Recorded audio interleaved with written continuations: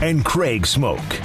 We start this 4 o'clock hour. Cowboys have their OTAs mandatory, and they continue on, and it's more of real life when it comes to football in the offseason. Babe Laufenberg, Cowboys radio analyst, joins us on SicEm365. He's been here with us many times. We do appreciate it. Babe, it seems as if that it's Garrett Gilbert as the backup, and are there any other options in your opinion? And if there is that option maybe on somebody else's roster or unemployed right now? Well, if you're talking about unemployed, I'm 61, Troy is 55, and Roger is 79. So those options are off the table. It's funny because there's always a couple of veteran guys that get released, either before camp or during camp, and I could see that happening. I tell you, I was impressed with Gilbert last year. I would say, in answer to your question, I would say he would be my front runner for sure. But I was impressed with the way he played against Pittsburgh. Was not here, obviously, for training camp, was not here the start of the season. So to go out and play as well as he did against what was then the number one ranked defense in the NFL was tremendous. And I actually caught a bunch of his games in the spring. Don't ask me why, but I happened to just watch a bunch of the spring games and not knowing that he would be coming to the Cowboys, but I just thought, boy, that guy's playing well, looks good. And here he came to the Cowboys. And again, so I would not be against and starting the season with him as my backup quarterback. But as you say, there's always a veteran guy that's out there that gets released, and we'll just see where that goes. Babe, I know this is a wild assumption based on how the injuries went down last year, but assuming that the Cowboys can stay relatively healthy all year on offense, they're going to score a bunch of points. You would think that. Yes. The defense, though, then, does not have to go from the worst to the first. They just have to go to passable for this to be a team that can win, right? Yes, I would agree with that. And it's pretty rare nowadays that you've got a team that's dominant on both sides of the ball. I think those days are behind us. You're going to be good on one side or the other. Well, let me rephrase that. You're going to be really good on one side or the other, and then you're going to be good enough on the other side to kind of get by. What I do like is, people will say, well, it can't get any worse than last year. And my answer to that is, why can't it? Why not? Let's not tempt fate. Well, and I know they drafted, first 6 draft picks obviously went to defense. Top pick, Micah Parsons went to defense. So they definitely, it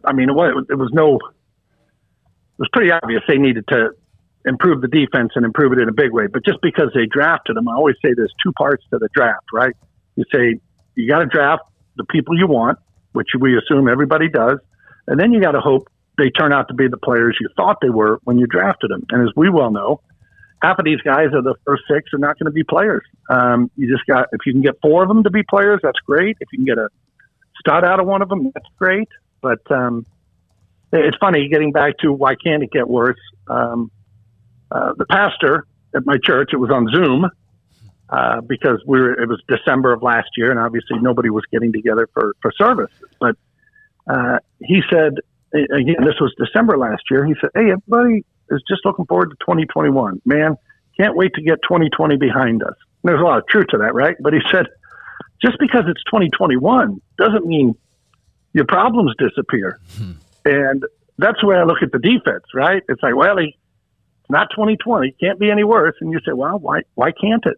So, obviously you're hopeful defensively, but there's a lot of question marks. You're counting on Kelvin Joseph, who has missed camp, by the way, to be a starting corner opposite Trayvon Diggs. You're counting on a linebacker that didn't play last year, opted out for COVID, in Micah Parsons. And I don't know, there's just a lot of things defensively where you just kind of keep your fingers crossed right now.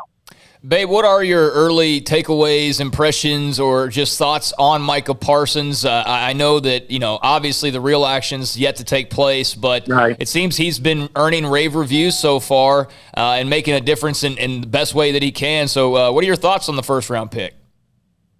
First thing that stands out to you, obviously, is the man can run. When that ball goes to the sideline on a sweep or quick screen or whatever it is, man, when he takes off, there's a reason why he was taken up there, right, at number 12.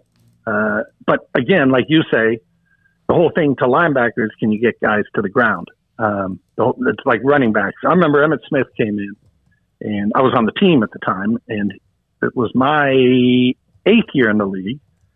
And here came Emmitt, and there was nothing exceptional about him where you looked at it and said, oh my goodness, look at his size, or look at his speed. Wow, look how quick that guy is. And I played with, at some point in my career, all those kind of guys. Remember Joe Washington by chance, the former Oklahoma back? I mean, played with him, and I felt like I should get a completion just by being able to hand the ball off to him on outside runs because it was so quick getting out of his stance. But what made Emmitt exceptional, which he clearly was, you couldn't get him to the ground. But you didn't know that until the pads came on, right? So Micah Parsons, while he looks great, he can run, and he's certainly supposed to be this guy. We'll see what happens when the pad comes on. Yeah, and, he does seem to be very athletic. He seems to be explosive. He also seems to have that cockiness that you would think that a lot of Cowboys players have as well. Does he have that little edge to him, or is that just fake confidence? Well, I love the fake confidence. I don't know because, honestly, I just haven't been around him long enough. And you see some guys come in, and they're quiet, and they're humble, and then they're animals. And you see other guys come in, and they tell you how they're going to set the world on fire, and the only thing that gets set on fire is the rear end because they're on the bench the whole time. Mm-hmm. So it takes a while to really see that. I do remember there's a couple of guys that kind of stand out to me. Dak Prescott being one of them. I always go up in pre-COVID days, be in the locker room. He'd just been drafted. They're in mini camp or whatever they're in, OTAs. And I just went up and introduced myself, said, hey, I'm Dave Laufenberg. I do the Cowboys radio, and you'll be seeing me around here a while. And you just talking to him first he said, I'm not going to call another grown man Babe. So, and then he got over it though, because down the road I said, hey, Zach, remember when you thought if you called me Babe, we're going to have to date or something? But he got used to that. But anyway, you walked away from that thing and said, well, that guy's, I didn't sit there and say, wow, he's going to be a top flight quarterback. I just said, guy's got something to him. Guy's kind of impressive. But then you get a guy like Tyron Smith who doesn't say but about 10 words. And he turned out to be pretty good too. So it's just, I just think it's always hard to judge what a guy is going to do just based on, hey, he's a good interviewer, or he's this, or, very, very loquacious or very eloquent in his speech. And it's like, that's great, but can he play? And the other guy is Sean Lee. Sean Lee, I thought, man, they drafted a damn Boy Scout. Mm-hmm. This guy. I mean, and then you find out he's the toughest guy out there when he goes on the field. But as you know, Smoak, you're out there covering him, and there's not a nicer guy in the world until you put the helmet on. Yeah, then he becomes an animal, no question about it. I remember, I got a quick Sean Lee story to tell you. I'm out in training camp, and a couple of years ago, so he'd been playing, his 8th, 9th year, whatever it was. And we're doing a little walk and talk, and for an interview. And I said, when did you know, this football thing was for you? And he said, I was 9 years old, and he said, I hit this kid so hard. And I said, I got up, and I liked that. So at 9, when you smack at a kid and you say, I like that. And I said, well, as much as you liked it, my guess is that kid went home and said, I'm quitting football. Yeah. I do not like this. That was it for him. I do not like this game. Yeah, mama, right? Babe Laufenberg, Cowboys radio analyst with us on SicEm365 Radio. Babe, did you run across Jim Fossil much in your career? I mean, I know that you probably were on the same roster coaching and playing, but did you run across Jim Fossil much? Well, it's funny you mentioned him. I was at Stanford my freshman year. Bill Walsh was the head coach. Bill Walsh leaves to go to the 49ers after my freshman year. And the next year, and I guess in the spring as well, Jim Fossil came in. He was a quarterback's coach. Rod Dowhauer, who you probably don't remember the name, but Rod Dowhauer became the head coach. It was only there for a year at Stanford after he left. So I had Coach Fossil through the spring of my freshman year, and then I went back to training camp or fall camp for about 3 weeks, and there was a guy named John Elway that it didn't take him long to move past me. So I left Stanford at that point. But, so I had played for Coach Fossil a little bit there at Stanford. So I knew him, yes. Rod Dowhauer, I do remember. Of course, I'm 62, so I do remember that name. Yeah, he's one of those guys back in the day that was known for what he could do with the passing game and quarterback play as well. Yeah, and I believe he ultimately became a head coach at Indianapolis for a year or two. But, so anyway, Coach Fossil was a quarterback coach, so I did know him. This Cowboys drought, Babe, that is now no longer just 5 years or 8 years or 12 years. We know it's been a quarter of a century, when I put it that way. Right. How does that how for someone that saw the run they were about to make, for someone who's experienced that yourself as a player with an NFL team, is that hard to fathom? It's been now 26 years. It really is, especially because Cowboys ownership, they put money into the thing, right? Some places it's hard to win because they don't want to pay anybody. That's not the case here. Some places it's hard to win because players just don't want to go play there. That's not the case here. They get guys in free agency that will sign for less here, not a lot less, mind you, but they want to be a Cowboy. How many times have you seen a kid drafted, Micah Parsons now being the latest, right? Drafted or in a free agent saying, Dallas Cowboys are my team, or Dallas Cowboys are my dad's team. And so you've kind of got a built-in advantage. But it just, obviously it hasn't been. And they've had good teams. It's not like, I don't know. You can't fill in the blank. You used to be able to say it's not like Tampa Bay, but Tampa Bay just won the Super Bowl. But they've had good, they went 13-3 in 2 of those years and had home field advantage throughout the playoffs. They got beat by the Giants the year the Giants went to the Super Bowl. Obviously, they got beat by Green Bay in Dak's rookie season. So it's not like they haven't had good teams, and you could call them great teams, but they just haven't been able to, for whatever reason, get by in the playoffs. Haven't got out of the divisional round, as you said. And just the law of averages tells you got 16 teams in the NFC. Once every 16 years, you should win the NFC. And once every 8 years, you should be in the NFC Championship game. Well, they've done neither for, as you said, 26 years. That's hard to do. Babe, I think the only thing in sports I can really recall and compare it to fairly would be with ownership that cares as much as they do and not being successful for a long stretch would be the Yankees between, I guess, was it 78 that they won the World Series, right, and then again in 96.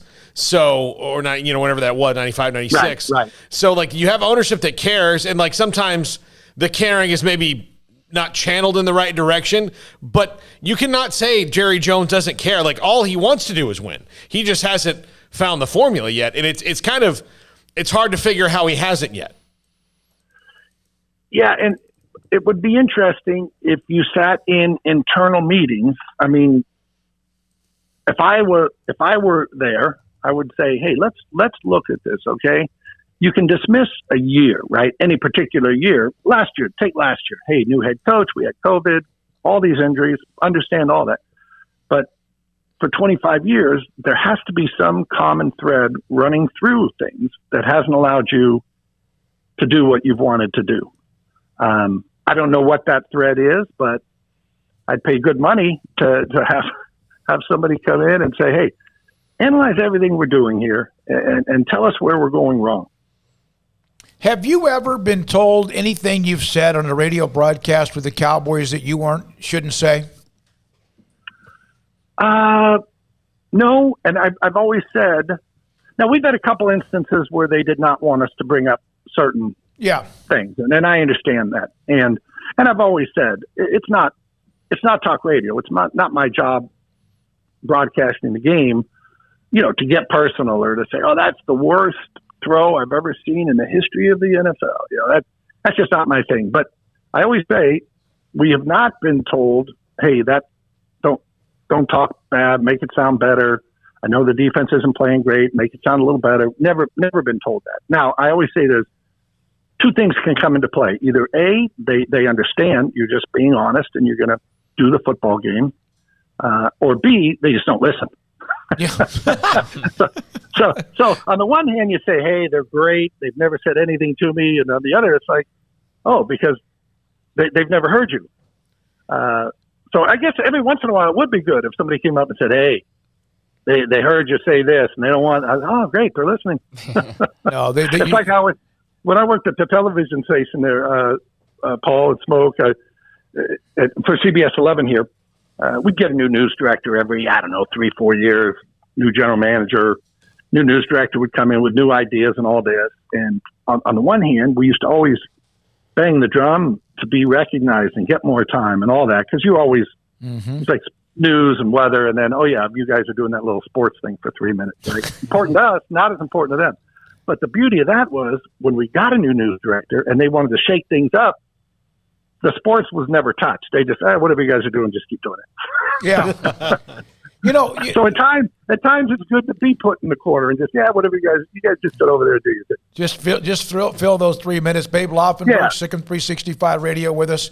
Craig Smoak, Paul Catalina, David Smoak as well. I always have thought this, though, and it's not so much in a major market. Maybe at times when you were covering major events, whether it's the Cowboys or the Mavericks or something big in sports, they would always say you would only have this much time. Sundays a little bit more. But when something big happened, when a championship, a parade, isn't that when the news department all of a sudden wanted to get involved? Oh, yeah. Oh, yes. We did the Mavericks championship parade, and I was with two of our news anchors who I love very much. But when you're just sitting there doing a parade like that, and here comes somebody, and all of a sudden there's a player on the screen, they don't know who he is, nor should they. So you had to really step in and do a lot of the work for that parade. But yeah, that happens a lot. But it's funny. I have covered, I was up in Buffalo when the Stars won the Stanley Cup, and we were in the locker room after and did like an hour special, and that was a lot of fun. And was down there in Miami when the Mavericks won the NBA championship in 2011. Unfortunately, I never saw a World Series win, but I was at the World Series, obviously, when the Rangers were out San Francisco. And gosh, as you well know, those are so much fun when you get to those things. I mean, I sit there and go, wow, they're paying me to do this. I will tell you a quick story. We're in New York. You'll appreciate this. We're in New York. Rangers are playing the Yankees.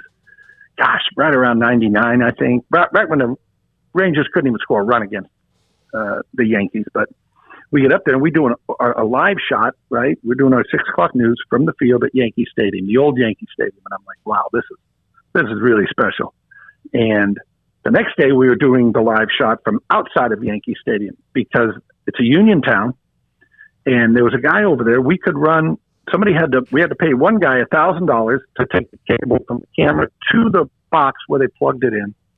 And then there was another electrician just sat there. He picked up the cable, just put a plug in, right? Boom, boom. That's $1,000. That's $1,000. That's $1,000. That's $1,000. So wow. Our TV station said, we're going to be outside the stadium tomorrow. Yeah, no question. That's you were a part of the broadcast, I guess, this past season where you stayed at home. Do you know yet whether you guys will travel? Has that been opened up like a lot of things?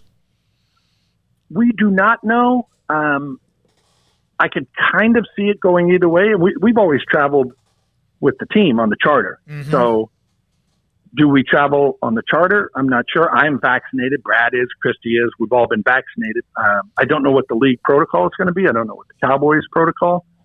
So we possibly could be doing it again. I know the Rangers are not traveling. Their broadcast team is working from the stadium, at least radio broadcast. I'm quite honestly, I'm not sure about the TV. On road games, they're at Globe Life. So, you know what's funny about all that, guys? I just sit there and go, somebody's going to tell us where to go. I know we've got the opener. Mm-hmm.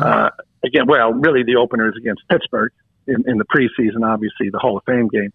So we're going to go, and that week somebody's going to say, okay, you guys are on the charter, you're not on the charter, you're doing it from blank.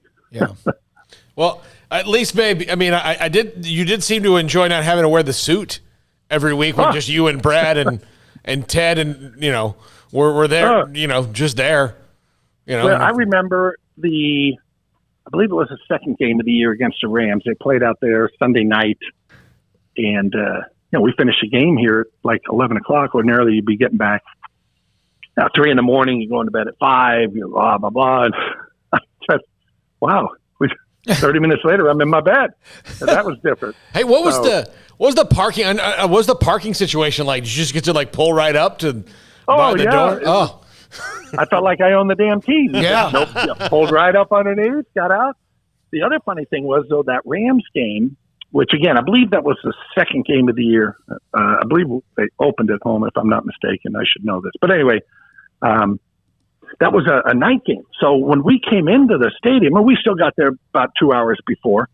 That was the opener. That Rams game was the opener for the season. Yeah, and it was the Sunday night game. Anyway, we get there, and it's 3 p.m, whatever it is, and all of a sudden we're in the stadium. We're literally the only people in the building, other than maybe some maintenance people or whatever. But everything was dark except for our booth. Wow. But it was kind of almost eerie being in the booth doing the game, because I couldn't tell you the number of times, guys, that as they get ready, they break the huddle, and we're watching it off the monitors, where I go out to look on the field.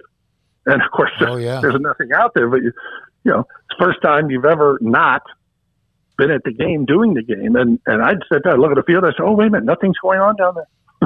Isn't that great? That's just, I don't know. I never had to do that. And I know that had to be very, very difficult. And at the same time, you get used to it like anything else. Babe, I always bring up your son, Luke, because of what he did to inspire what might be millions of people, and also how you have told the story along the way. Did you ever, in your mind, expect the kind of respect and the inspiration that he gave so many people? In a word, no. I can't tell you the number of, and we may have talked about this, number of times I've gotten a text or a direct message or whatever you do in today's modern technology world, where somebody has said, man, they were having a tough time. And matter of fact, I've had a couple talk about suicide, and they said they looked at what Luke went through and what he did, and it just pulled him out. And they'll see some of my posts about him, and they'll say, I just told myself Luke wouldn't have done this. And it's been pretty overwhelming from that standpoint. And I will tell you, last week, 2 weeks ago, we had a coffee fundraiser, because that's what we did. So if you go to my Twitter, at Babe Laufenberg, you'll see some of the photos. But Dirk Nowitzki was there, Troy, Roger, Daryl Johnston, Mark McLemore, former Ranger, Marty Turco, Jason Witten. So a bunch of people came, and it was a really tremendous event. What the neat thing about it was, I thought I was going to ask like 30 athletes, right? And hope 5 would come. So I started with these guys, and then I was going to branch out as guys dropped out or couldn't go or whatnot, which would be totally understandable. Every one of them came back. It wasn't 2 seconds after I sent the text to them that he came back, count me in, just tell me what you need. So when you go and you look at the photo, again, it's at Babe Laufenberg on Twitter. You'll see the guys up there, and to a man, they just, boom, I'm in. That's so awesome. It was a really neat event. And then we obviously had some people that came and spent money to be there. Mm-hmm. And we raised about $50,000 for his nutrition station that they're building at UTEP in his honor. So it's pretty cool. That's awesome. Who is the one who's now the rebel and not showing up for these get-togethers? Is it Garrett or is it Aikman? Well, I have a little, I'm glad you watched that, Smoak, but I have a little fun with it. Troy and I were this past weekend. Now, Garrett had a good excuse. He had a draft that they had, so he had to stay in New York. So obviously he's in New York as a Giants offensive coordinator, but he'd been kind of coming home on weekends, still has a house here. His wife is here, so he was coming home weekends, and then we'd hook up. So everybody kind of missed a couple, but believe me, when you couldn't go, you heard it from the other two. Yeah, absolutely. Hey, you're bailing on us. We're not sure we're letting you back in, but we had great fun. We had great fun. Babe, thank you as always. Appreciate your time. That's Babe Laufenberg, okay. Cowboys radio analyst with us, SicEm365. We'll come back, a couple of notes, and then also Craig's off the radar, SicEm365 Radio. With so many companies